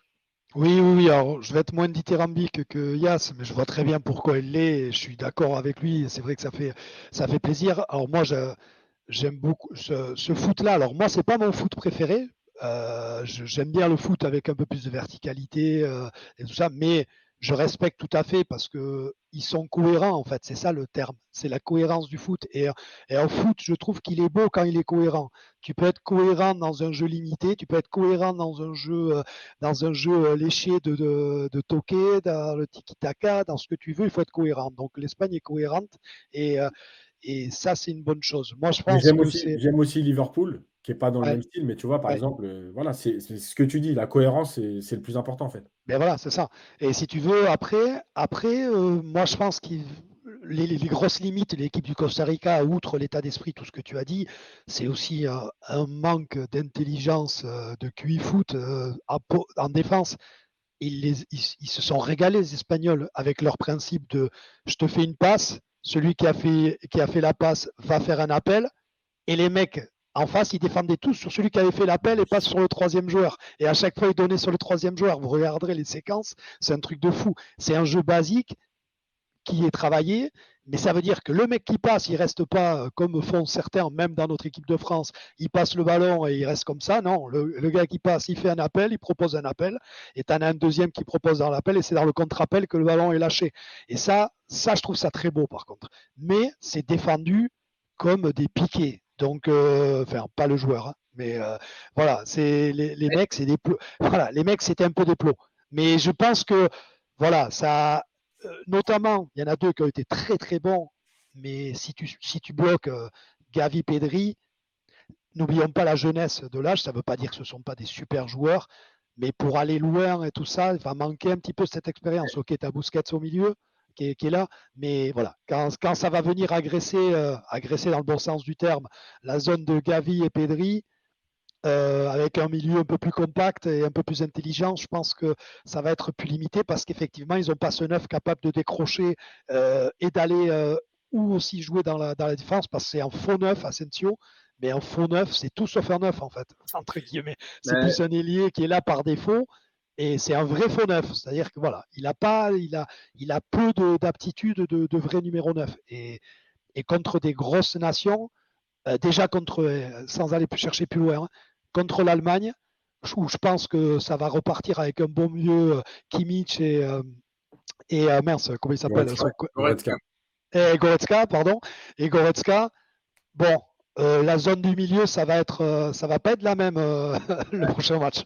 Justement, tu as raison de le dire parce que ça sera difficile dans le groupe le groupe de l'Espagne et du Costa Rica, puisque dans cette poule, il y a également le Japon et l'Allemagne. Donc, ça sera une autre paire de manches face à ces deux adversaires. On a vu la qualité du Japon, justement, aussi techniquement, dans les petits espaces, ils savent faire aussi les Japonais. Donc, ça sera une opposition très, très intéressante à suivre. Je lis vos commentaires. Il y en a un qu'on connaît bien, je crois. Mousse Panam, il s'appelle, qui a dit incroyable ce Lyon. Salut l'équipe. Donc, Mousse qui est avec nous sur le chat, qui nous a rejoint sur le podcast. Qui sera là évidemment avec nous lors du prochain. Je te garde la place, je te garde la place au chaud, Mousse, t'inquiète. Hein. Je me suis juste incrusté comme ça, à venir boire un verre, mais je reste pas toute la soirée, t'inquiète. Ah, mais tu reviendras avec nous si tu veux, avec grand plaisir, Yann. Tu es le bienvenu quand tu veux pour venir avec nous. Je lis vos commentaires. Il y a Drummer 7 qui dit Solaire, le spécialiste des buts qui ne sert pas à grand chose. C'est vrai qu'il Hein il rentre, il marque. Voilà, il rentre et il marque. Il est là dans la zone, dans les cibles du gardien pour pousser le ballon au fond. Et il est dans la zone du tapin royal. Là, il y est. Il y a un autre commentaire, une autre personne qui s'appelle Nonstop qui dit l'impression qu'il y a 11 milieux de terrain dans cette équipe et qui dit également j'ai du mal avec l'Espagne. Moi, il y a trop peu de folie. C'est des robots forts, certes, mais trop lisses. Voilà, mais après, c'est justement ce qu'on disait. C'est une question de goût. Et l'histoire des milieux de terrain, vous connaissez la phrase de Guardiola, si je pouvais jouer avec 11 milieux de terrain, je le ferais. Ouais. C'est l'Espagne. Même Sampaoli, il avait dit avec Marseille. Hein. Il a dit si vous pouvez jouer qu'avec que des milieux de terrain, je jouerais qu'avec des milieux. Voilà, mais au bout d'un moment, quand même, faut quand même des finisseurs devant. Et vous avez raison de parler d'Asensio, parce qu'il y en a beaucoup qui peut-être pensaient que ça serait Morata qui jouerait titulaire dans ce poste de numéro 9, parce que c'est quand même un peu près le seul. Et d'ailleurs, il y en a beaucoup qui étaient déçus que Borja Iglesias, attaquant du Betis, qui marque beaucoup, ou Iago Aspas, ne soit pas pris avec l'Aurora pour cette Coupe du Monde. Eux qui sont des vrais attaquants, qui savent jouer au foot et qui sont des très très bons buteurs. Voilà pour les commentaires. Je continuerai évidemment à les donner à l'antenne. Voilà, je pense que j'ai donné la majorité. J'attends évidemment vos réactions pour les autres sujets qui nous attendent dans ce podcast. Notamment, je voulais revenir faire un petit mot quand même sur Keylor Navas. Keylor Navas qui est donc remplaçant avec l'arrivée de Donnarumma depuis la saison dernière et qui, voilà, Galtier a posé les bases. L'année dernière, il y avait une rotation entre les deux. Là, cette année, Galtier a tranché. Il n'y a que Donnarumma qui joue tous les matchs. Donc, Keylor Navas fait banquette malheureusement. Et il avait donné une interview il y a quelques temps, il n'y a pas longtemps, l'ami Keylor Navas, où justement il avait dit, je reprends la déclaration, c'était dans les colonnes d'El País, je n'ai pas joué mais je me sens bien, je me sens tranquille, mais je ne vais pas cacher la réalité, c'est toujours mieux de jouer, je me suis très bien entraîné. Et si je ne joue pas dans mon équipe, le Paris Saint-Germain, ce n'est pas à cause d'un manque de conditions physiques, d'une baisse de niveau, c'est parce que quelqu'un ne veut pas que je joue et c'est tout. Yacine, malheureusement, le pauvre Keylor Navas, il en a pris 7 il y a 2 jours. Mais la déclaration là, quand même, on l'avait pas entendu Keylor Navas depuis le fait que Christophe Galtier avait tranché en début de saison. Voilà, et évidemment, il est peiné de ne pas jouer cette saison avec le Paris Saint-Germain. Et je ne sais pas s'il est en manque de rythme ou pas, parce que pour un gardien, c'est pas du tout pareil qu'un joueur. Mais en tout cas, il a pas été aidé par son équipe. Ouais, bon, il est en manque de rythme de toute façon, parce que quand tu dois juger des trajectoires, il n'y a rien qui remplace les matchs. Hein. Tu peux faire 8 séances d'entraînement spécifiques, ça ne changera pas grand-chose. La deuxième chose, c'est qu'évidemment, il n'a pas été validé par sa défense. Donc, ça ajoute au cauchemar qu'il a vécu. Voilà, après sa déclaration, je pense que voilà, elle veut dire beaucoup de choses parce que, tu vois, c'est le problème d'avoir 2 gardiens de ce niveau. C'est que les quelques manques de Donnarumma sur les matchs, en fait, c'est obligé que dans la tête de Navas, il y a une injustice. C'est-à-dire que si Donnarumma était irréprochable, faisait 0 erreur, etc., à un moment donné, tu l'acceptes et soit tu pars, soit tu restes, mais tu l'acceptes.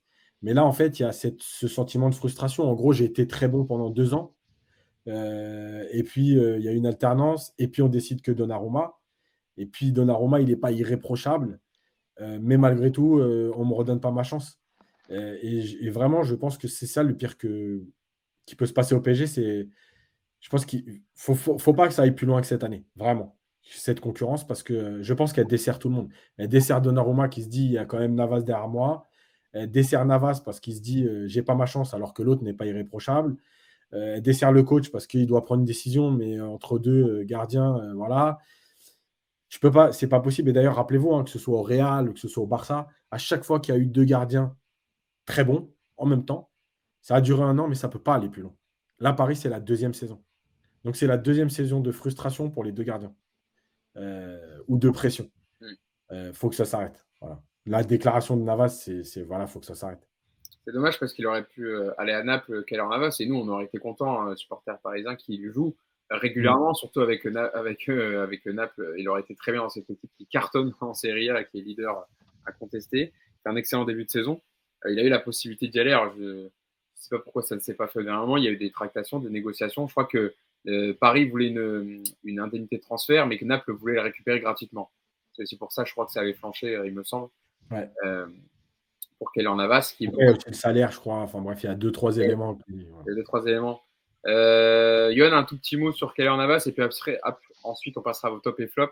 C'est dommage de voir un gardien de la dimension de Keylor Navas qui a été excellent avec le Paris Saint-Germain, qu'il est toujours d'ailleurs, mais et d'en prendre 7 comme ça. Alors je lisais un commentaire, Steph Berardo qui dit, comme disait Giroud, vaut mieux prendre une fois 7-0 que 7 fois 1-0. Que 7 fois 1-0. Ouais. On ne peut pas tromper 1000 fois une personne, mais on peut pas. Ça, c'est là aussi, mais c'est pas Giroud. Mais non. Mais évidemment, ouais, il vaut mieux en prendre 7 d'un coup, mais je pense, hélas, que le Costa Rica, ça va être très compliqué. Mais c'est pas la faute de Navas. Mais je suis d'accord avec tout ce qu'a dit Yass. Moi, je suis pas pour.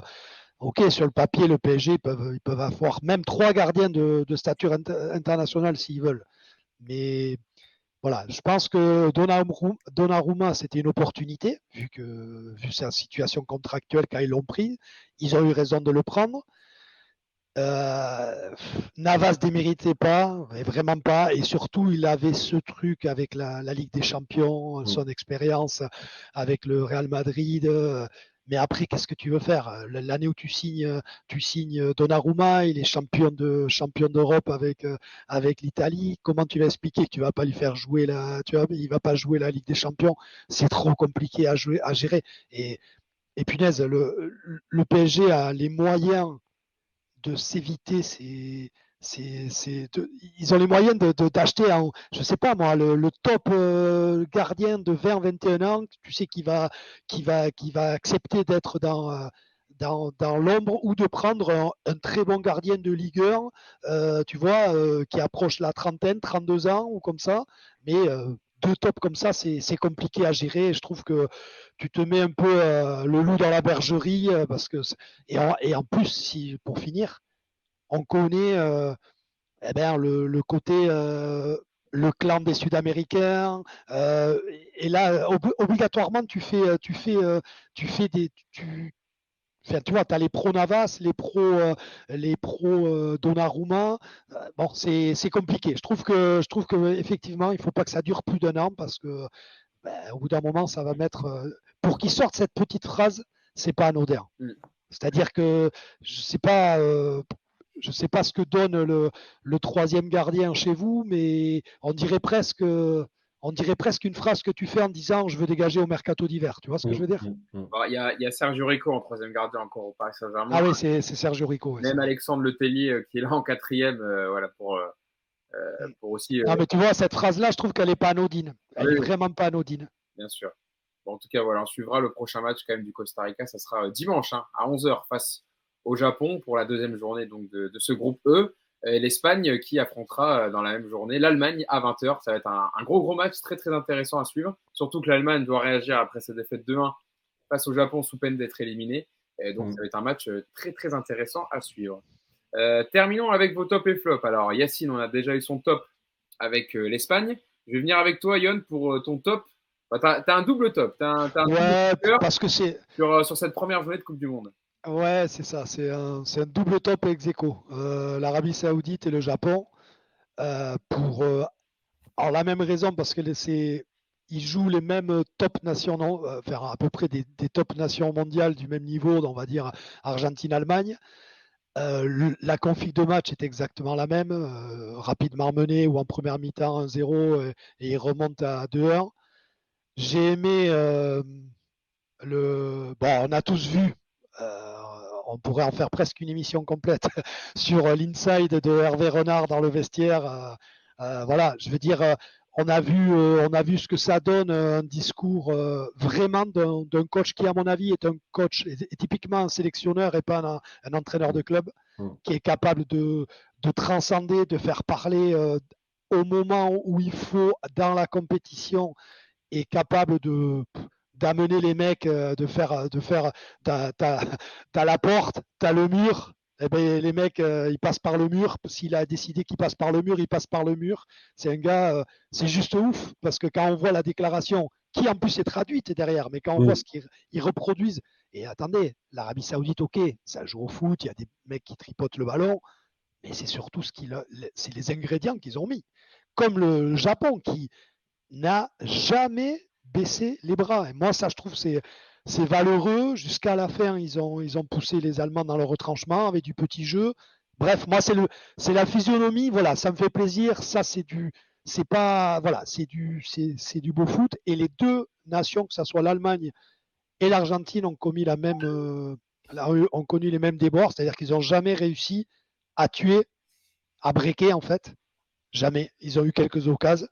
Et ces équipes-là, en fait, moi, je loue leur façon de revenir au score, mais après d'aller chercher la victoire. C'est-à-dire qu'ils ne sont pas recroquevillés, parce que je suis certain que s'ils font comme certains sélectionneurs, des fois de grandes équipes, ils reviennent au score et ils te sortent des joueurs et ils bétonnent, pareil, ils en prennent, ils perdent le match. Donc voilà, ça c'est mon top, voilà, mon coup de cœur, on va dire, de début de Coupe du Monde. Très bien pour tes coups de cœur, Yann. Je pense qu'il est partagé par beaucoup sur le chat, également sur ce qu'on a vu de cette première journée de Coupe du Monde. Yes, on va aller vers les flops. Et toi, on en a parlé un tout petit peu tout à l'heure. C'est l'Uruguay qui est ton flop sur. Ah non, c'est moi ça. C'est moi l'Uruguay. Lui, c'est le Qatar. Le Qatar. Yacine, c'est le Qatar. Voilà, pardon, j'ai mélangé. Yass, toi, c'est le Qatar, donc qui joue en ce moment. Hein. Et pourtant, t'es bien à Doha là-bas, toi. T'es bien. Ouais. Ah oui, parce que. Attends, Nico, j'arrive. Parce que, oui, alors je sais pas s'il y en a beaucoup qui y croient ou pas. Alors, je pense que j'ai. Ceux du live, ça va être compliqué quand même. Non, mais bien sûr, ceux du live, ils ont compris. Mais il y a beaucoup. Mais il y en a quand même qui croient. Parce que je sais pas si vous avez suivi la petite blague de Nicolas Puravo, qui est avec nous régulièrement dans le podcast, qui avait fait croire que lui et Yacine étaient payés par le Qatar pour assister à toute la Coupe du Monde, voilà, très très bien traités dans les meilleurs hôtels avec voitures de luxe. Voilà, donc. Tu craches dans la soupe, Yass, c'est moche. Franchement, la main qui te nourrit, donc c'est ça dégueulasse. C'est pour ça que si on suivait la blague, Yacine n'aurait jamais pu mettre le Qatar en flop. C'est impossible. Ouais, c'est clair. Bon voilà, on part avec toi, Yass, sur donc ton flop, le Qatar. Ouais, je vais faire court. Hein. En fait, c'est le flop parce que pays organisateur, t'es pas prêt physiquement, t'es pas prêt techniquement, tu proposes rien, tu te révoltes pas, t'es mangé dans tous les compartiments du jeu, t'es mangé de la première à la 90e. Voilà, je pense que on a vu des équipes, l'Afrique du Sud par exemple, c'était pas exceptionnel quand ils organisent la Coupe du Monde, mais au moins ils ont montré de l'envie, de l'impact, ils ont essayé de faire avec leurs moyens. Là, j'ai rien vu, j'ai vu une équipe complète. Enfin, heureusement que c'est l'Équateur qui a pas voulu non plus. Alors, je dis pas qu'ils n'ont pas voulu leur mettre plus, hein, mais qui a perdu des joueurs sur blessure et qui a été obligé aussi à un moment donné d'être dans la gestion. Mais c'est pas possible de proposer ça sur un premier match quand tu es le pays organisateur. Voilà. On nous parle d'une équipe qui travaille depuis 5, 6, 7 ans, depuis les jeunes ensemble et tout pour préparer ce match. Tu arrives au premier match et tu proposes rien du tout.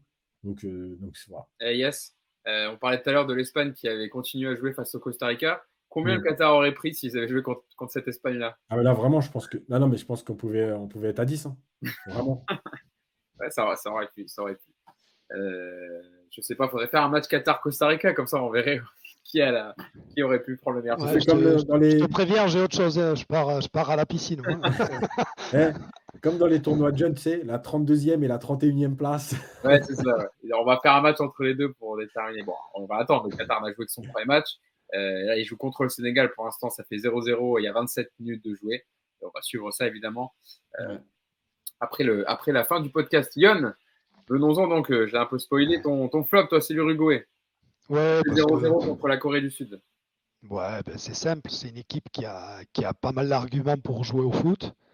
Et ça refuse de jouer au foot. Moi, ça me dérange pas les équipes qui aiment défendre parce que c'est une mentalité, ça ils l'ont toujours eu. Mais dans l'histoire, c'est dans l'ADN de l'Uruguay. Ça a toujours été une équipe qui mettait beaucoup de coups, qui a toujours joué comme ça. Et c'est une équipe qui a été championne du monde quand même. Bon, voilà. Mais voilà, il y a du matos. Quand tu vois que ça aligne un 4-3-3 avec les trois au milieu, c'est Valverde, Bentancur, Vecino, que devant tu as Pellistri, Suarez, Darwin Núñez. Bon, ok, tu as quand même moyen de proposer quelque chose dans le foot, de montrer, tu vois, quand je vois en face, les Coréens, il y en a un d'ailleurs, c'est une petite anecdote, mais qu'est-ce qu'il était bon le numéro. J'aurais pu le mettre dans mes coups de cœur. Le 6 sud-coréen, là, Wang Imbeom. Wang William, oui. Ouais, petit mélange de Jorginho et de Verratti, tu vois. Je le mettrais entre les deux, tu vois. Joueur de l'Olympiakos. Hein. Ah ouais, mais incroyable. Alors en tout cas sur le premier match, je vais pas faire le mec. Ouais, je l'ai vu, je regardais tous les matchs de Olympiakos, c'est pas vrai.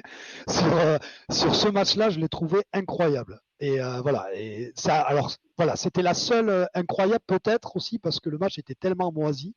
Voilà. Donc voilà, l'Uruguay pour ces raisons-là.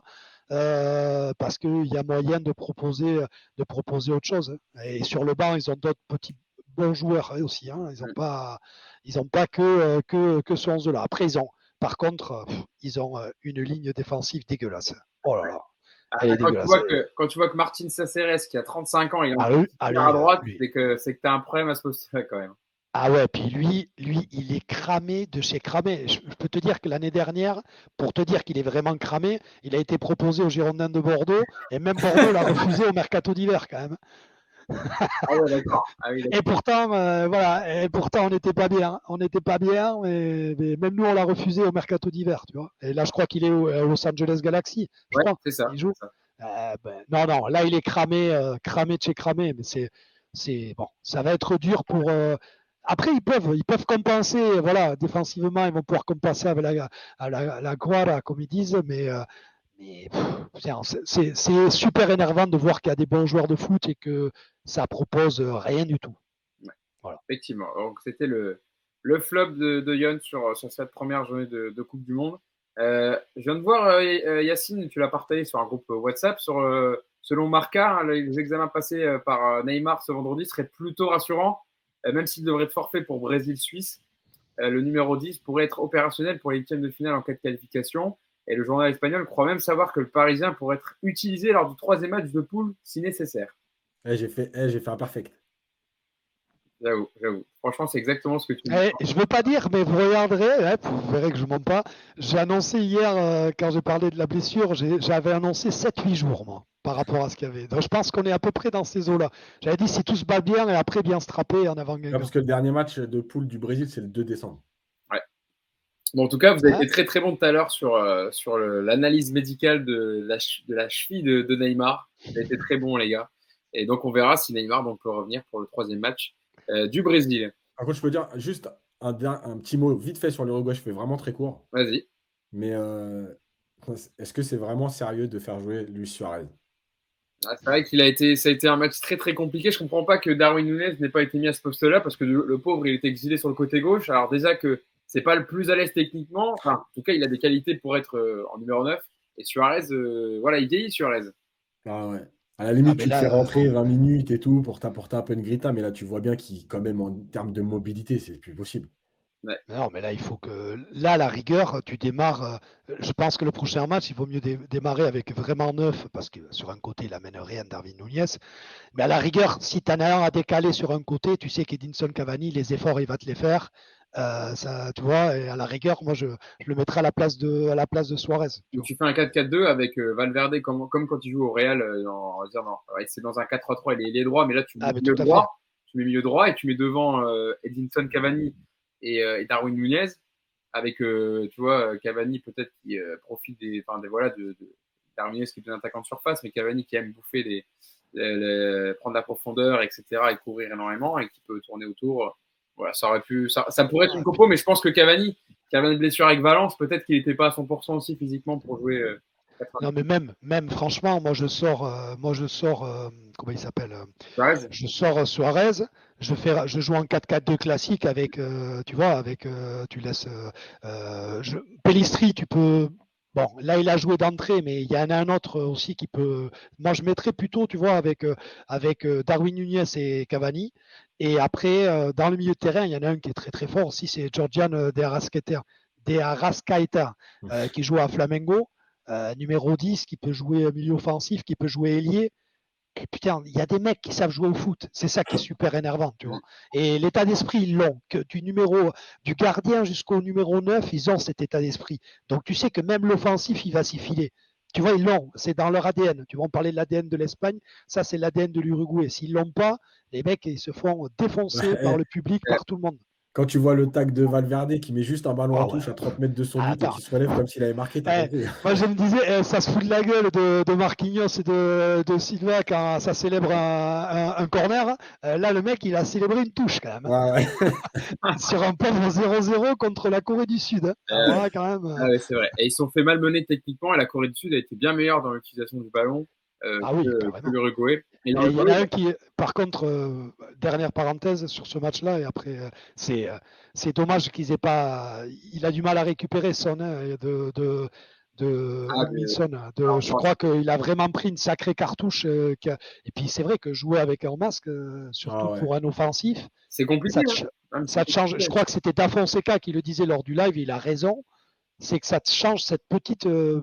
Enfin, tu vois, la perception. Bon, je vais pas trouver le terme. Perception, voilà. La perception du jeu. Ouais, mais j'allais faire une Omar, en fait, la percibilité. Tu vois, c'est ça que j'allais te dire.